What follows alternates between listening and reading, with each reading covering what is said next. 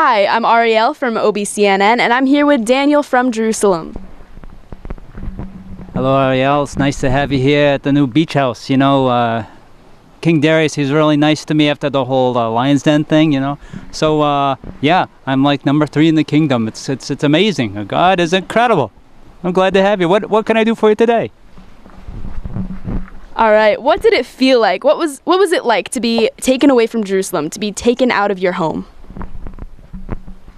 Well, I gotta tell you, it was kind of a dark time for me. I wasn't sure what was gonna happen. I know I can trust in the Lord, but it was hard. I mean, we lost the temple, we lost the king, we lost all those important things to us. We lost the whole homeland.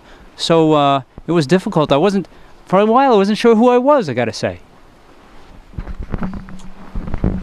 So you found yourself in this new place, surrounded by all these new people that did not worship your God. What were some of the problems that you faced?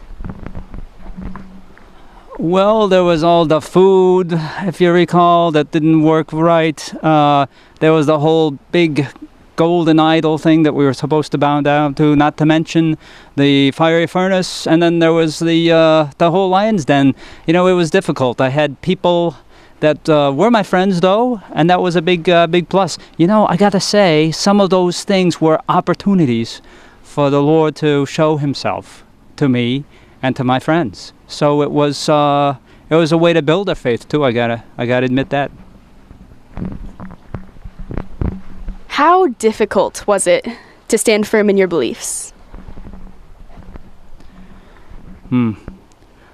Well, on the one hand, it was very difficult because there were so many things against me and us.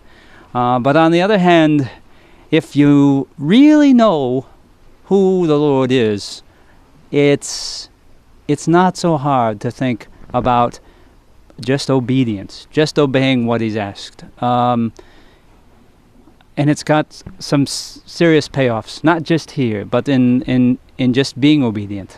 That's its own payoff, I gotta tell you. So you said obedience is very important, but can you tell us how important your friends have been as you've worked around so many people that didn't worship the same God as you? Oh, well, did you see all the hand people? You have to stay away from those guys. They'll lead you, they'll take you by the hand and lead you the wrong direction. But then I've got my friends, I just call them Rex, Shek, and Benny. You know those guys? They're upstanding fellas. I appreciate having them around. When one of us isn't feeling so good, the other ones kind of come alongside of us and bring us together. Sometimes we pray together. That helps a lot too. So I got to say the people surrounding me have been wonderful. And you've been wonderful, too. I've really enjoyed talking with you. Well, thank you for that. You faced a lot of pressure to give in to all of these things, but you refused. And what made that possible?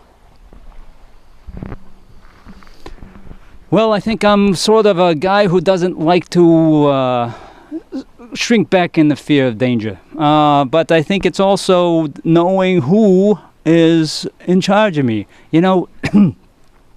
Being with the Lord every day, taking time to pray. I know it got me in trouble, but in the big page of things, it also got me closer to him. And once I know that, the rest of those things get a lot easier to do. Daniel, can you tell our listeners how important it was to know your true identity, to find out what that was? Well, I feel as though the identity is knowing that you have this Father in heaven who loves you and cares about you. And then you can just about do anything because of, who's got your back, if you know what that kind of thing means. I'm ready to move on and take any adventure that's out there because I know who's with me. It's like you can't be stopped because of this God of power and faith behind you. Even when everything looks blank, the whole kingdom is gone and you're in a different place. You know that you're standing on a solid rock. And that's the most important thing I got to tell you. Thanks for listening. Appreciate that.